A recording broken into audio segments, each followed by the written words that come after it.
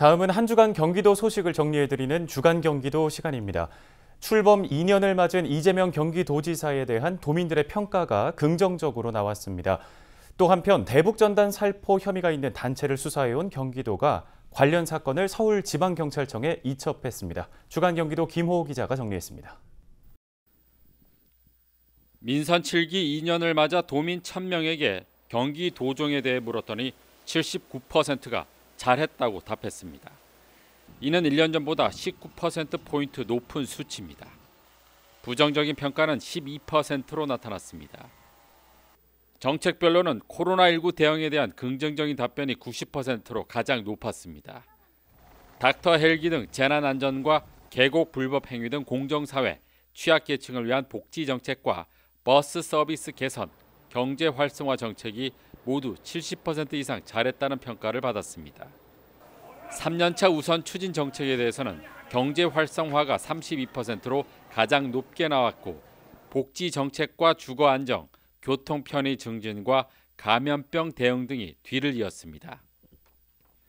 대북 전단을 살포했다고 주장한 단체에 대해 내사에 들어간 경기도가 관련 사건을 서울지방경찰청에 이첩했습니다.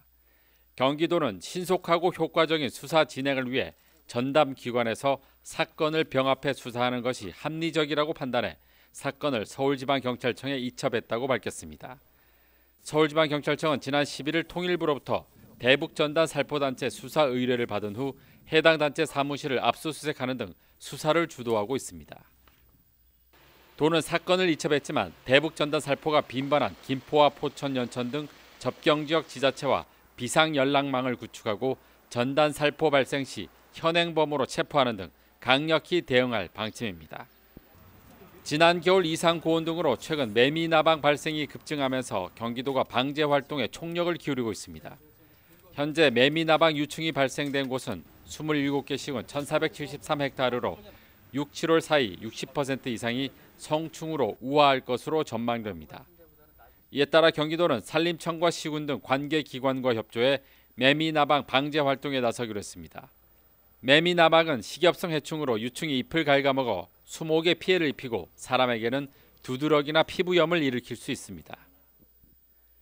경기도가 체납 세금 추징을 강화하기 위해 법원 공탁금 압류에 들어갔습니다. 도는 30만 원 이상 지방세 체납자 37만여 명의 공탁금 자료 조회를 통해 3,450명의 공탁금 735억 원을 일괄 압류했습니다. 이 과정에서 도는 법원 추심을 통해 288명으로부터 체납액 4억 원을 징수하고 364명으로부터 자진 납부 등으로 10억 원을 징수했습니다.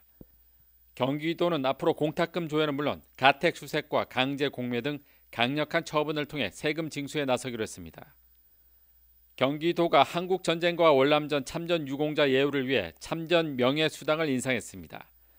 도는 지난해 연간 15만 원이었던 참전 명예수당을 올해는 60% 오른 24만 원으로 인상하고 이달 말까지 모두 지급할 계획이라고 밝혔습니다.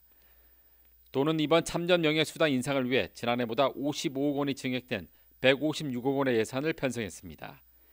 경기도 참전 유공자는 6만 1천여 명으로 광역지자체 가운데 가장 많습니다. 헬로티비 뉴스 김호입니다.